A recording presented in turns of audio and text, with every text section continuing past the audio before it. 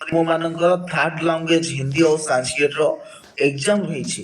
ତେଣୁ third language Hindi ଆଉ ସାଂସ୍କ୍ରିଟ ର ଆମେ ଅବଜେକ୍ଟିଭ ପେପର ଡିସ୍କସନ କରିବା ଆଜି ଏ ଭିଡିଓ ମାଧ୍ୟମରେ ତୁମ ମାନଙ୍କର ସେଟ୍ ସି ର ଥାର୍ଡ ଲାଙ୍ଗୁଏଜ ସାଂସ୍କ୍ରିଟ ଆମେ ଡିସ୍କସନ କରିବା। ବୁଝିପାରୁଛ?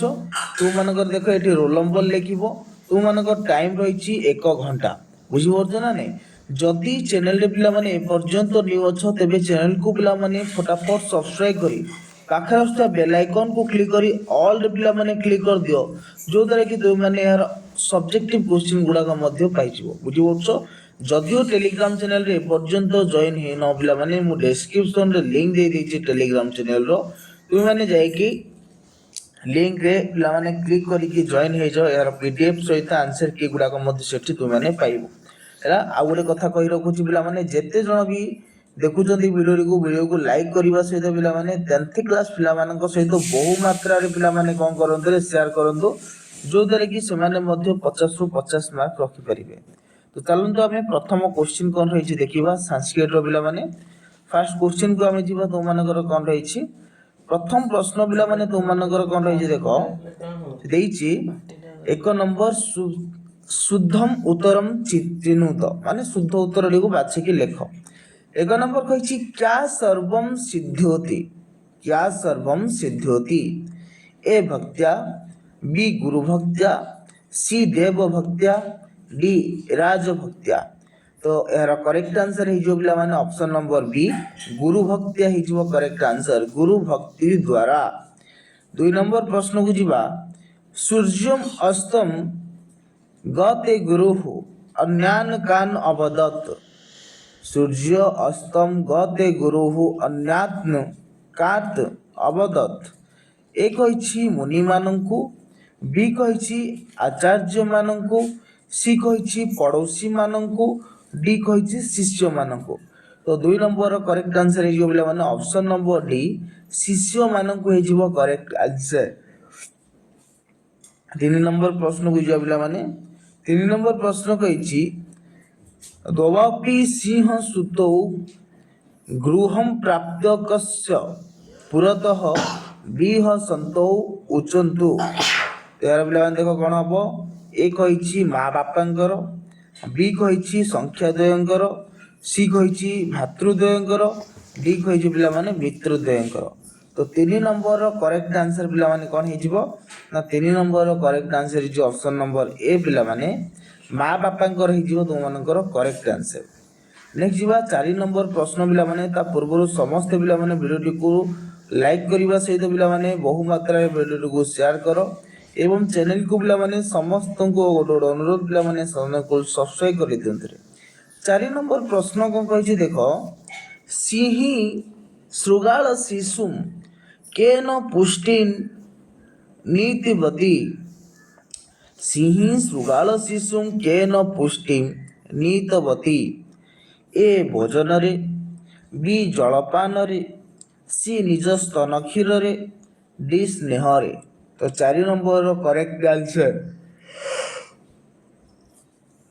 ऑप्शन सी पिला माने जो करेक्ट आंसर निज स्तन क्षीर रे जो करेक्ट आंसर। 5 नंबर प्रश्न पिला माने देखो, 5 नंबर प्रश्न रो करेक्ट आंसर पिला माने कोन रहिबो तुम मानकर। 5 नंबर पिला माने करेक्ट आंसर तुमर देछि आजकल जिसे देख लो यूपी पे लूडो खेला। श्रृगाल शिशुः प्रबोधितः सिंहाया कुत्र तीत्वा, सिंहया कुत्र नीत्वा श्रृगाल शिशुः प्रबोधितः। ए एकांते, बी गृहे, सी नदी तटे, डी अरण्ये।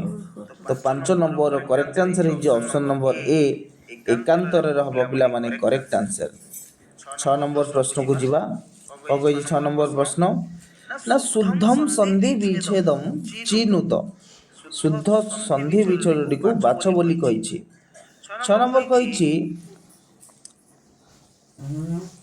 इत्युक्त्वा। इत्युक्त्वा को आमे जदि संधि विच्छेद करिया पिला माने कोन हे जिवो। ऑप्शन ए कहिछि इत्युक्त उक्त्वा, ऑप्शन बी कहिछि इति युक्त उक्त्वा, ऑप्शन सी कहिछि इत्व युक्त उक्त्वा, ऑप्शन डी कहिछि ଇତ୍ୱ ଯୁକ୍ତ ଉକ୍ତ୍ୱା। ତ ଏଇଟା ପିଲାମାନେ କରେକ୍ଟ ଆନ୍ସର ତୁମମାନଙ୍କର କୋଉଟା ହେଇଯିବ ନା ଅପସନ ନମ୍ବର ବି ଇତି ଯୁକ୍ତ ଉକ୍ତ୍ୱା ହେଇଯିବ କରେକ୍ଟ ଆନ୍ସର ପିଲାମାନେ ଅପସନ ନମ୍ବର ବି। ସମସ୍ତଙ୍କୁ କହି ରଖୁଛି ପିଲାମାନେ ସମସ୍ତେ ବାରମ୍ବାର ଏଟାକୁ ପ୍ରାକ୍ଟିସ କରିନିଅ ଯୋଉଦ୍ୱାରା କି ତୁମମାନେ ଏକ୍ଜାମରୁ 50ରୁ 50 ମାର୍କ ଭଲ ଭାବରେ ରଖିପାରିବ। ବୁଝିପାରୁଛ? ନେକ୍ସଟ କ୍ୱେଶ୍ଚିନ୍ କୁ ଯିବା 7 ନମ୍ବର ପ୍ରଶ୍ନ ପିଲାମାନେ 7 ନମ୍ବର ପ୍ରଶ୍ନଟି କ'ଣ ରହିଛି ଆମେ ଦେଖିବା। ତ ଦେଖ 7 ନମ୍ବର ପ୍ରଶ୍ନଟି ପିଲାମାନେ ତୁମମାନଙ୍କର କ'ଣ ରହିଛି ସୃଷ୍ଟି ରିୟମ ଆକୁ ସନ୍ଧି ବିଚ୍ଛେଦ କଲେ ପିଲାମାନେ କ'ଣ ହେଇଯିବ? ଏ କହିଛି ସୃଷ୍ଟି ଯୁକ୍ତ ଇୟମ, বি কইছি সৃষ্টি যুক্ত রিয়ম, সি কইছি সৃষ্টি যুক্ত ইয়ম, ডি কইছি সৃষ্টি হি যুক্ত ইয়ম। তো 7 নম্বর করেক্ট আনসার হইছে অপশন নম্বর ডি সৃষ্টি হি যুক্ত ইয়ম হিଯିବ করেক্ট আনসার। চলি পরবর্তী প্রশ্ন 8 নম্বর কু ଯିବା। 8 নম্বর কইছি পিলা মানে শুদ্ধম সন্ধি বিধানম চিনুত ହେଲା ଠିକ ସନ୍ଧି ବିଚ୍ଛେଦରେ କେଉଁ ଶବ୍ଦଟି ଆସିବ ତାକୁ ବାଛିବାକୁ କହିଛି। ତ 8 ନମ୍ବର ପିଲାମାନେ ତୁମମାନଙ୍କର ଅଛି ବସୁଧା ଯୁକ୍ତ ଏବ କ'ଣ ହେଇଯିବ? ତ ଏ କହିଛି ବସୁଧୈବ, ବି କହିଛି ବସୁଧୈବ, ସି କହିଛି ବସୁଧୈବ, ଡି କହିଛି ବସୁଧିବ। ତ 8 ନମ୍ବର କରେକ୍ଟ ଆନ୍ସର ପିଲାମାନେ ହେଇଛି ଅପସନ ନମ୍ବର ବି ବସୁଧୈବ ହେଇଯିବ ତୁମର କରେକ୍ଟ ଆନ୍ସର। 9 ନମ୍ବର ପ୍ରଶ୍ନକୁ ଯିବା ପିଲାମାନେ 9 ନମ୍ବର ପ୍ରଶ୍ନଟି ଦେଖ କହିଛି ସକୃତ ଯୁକ୍ତ ଏବ, ସକୃତ ଯୁକ୍ତ ଏବ କ'ଣ ହବ ପିଲାମାନେ? ଏ କହିଛି ସକୃଦେବ, ବି କହିଛି ସକୃତୈବ, ସି କହିଛି ସକୃଦେବ, ଡି କହିଛି ସକୃ, ଡି କ'ଣ କହିଛି ପିଲାମାନେ ସକୃତୌବ। ତ ଏହାର ପିଲାମାନେ କରେକ୍ଟ ଆନ୍ସର ହେଇଯିବ 9 ନମ୍ବରର ଅପସନ ନମ୍ବର ସି ପିଲାମାନେ ସକୃଦେବ ହେଇଯିବ କରେକ୍ଟ ଆନ୍ସର। 10 ନମ୍ବର ପ୍ରଶ୍ନକୁ ଯିବା।